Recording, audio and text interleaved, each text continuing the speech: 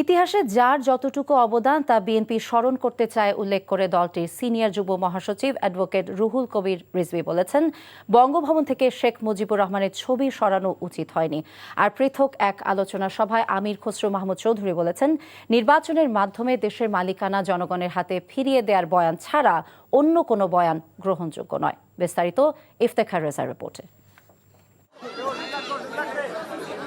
নয়াপল্টনে বিএনপির কেন্দ্রীয় কার্যালয়ে ৭ নভেম্বর জাতীয় বিপ্লব ও সংহতি দিবস উপলক্ষে ফ্রি মেডিকেল ক্যাম্প ও রক্তদান কর্মসূচির আয়োজন করে বিএনপি।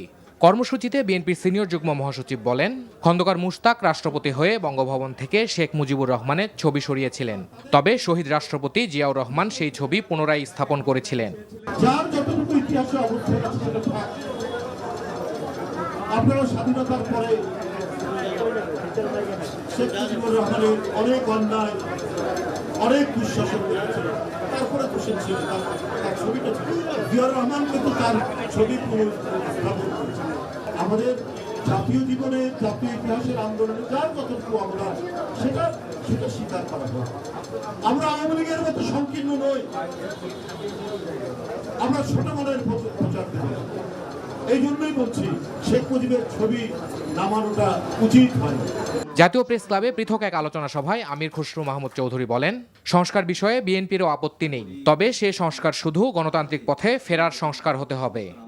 এই সরকারকে সফল হলে আমরা চাই যে তাদের মাধ্যমে একটা তাদের যে ইন্টেরিয়াম স্ট্যাটাস, এখান থেকে যে তাদের যে ট্রানজিশনটা ডেমোক্রেসিতে যাওয়ার জন্য, যে গণতন্ত্রে যাওয়ার যে পথটা, আমরা সবাই মিলে, আমরা যেভাবে ঐক্যবদ্ধভাবে হাসিনাকে পতন ঘটিয়েছি, আমরা ঐক্যবদ্ধভাবে গণতন্ত্রের পথ থেকে আমরা পরিষ্কার রাখতে চাই এবং আমরা সরকারকে সার্বিক সহযোগিতা দিয়ে আমরা গণতন্ত্রের পথে উত্তরণ করতে চাই। ফ্যাসিস্ট আওয়ামী সরকার নিজের স্বার্থ হাসিল করতে অন্য দেশের স্বার্থকে অগ্রাধিকার দিয়ে ক্ষমতা টিকিয়ে রাখতে চেয়েছে বলেও মন্তব্য করেন বিএনপির এই নেতা।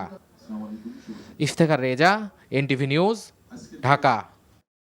টাকা চুরির জন্য যদি আমার গলায় জুতার মালা পরাইতে হয়, তাহলে আমার শালীর সাথে প্রতারণা করার জন্য তোর ফাঁসি হবে। দুলা ভাই, আপনার তো ঘর জামাই বইলা একটা পরিচয় আছে, আমার তো তাও নাই।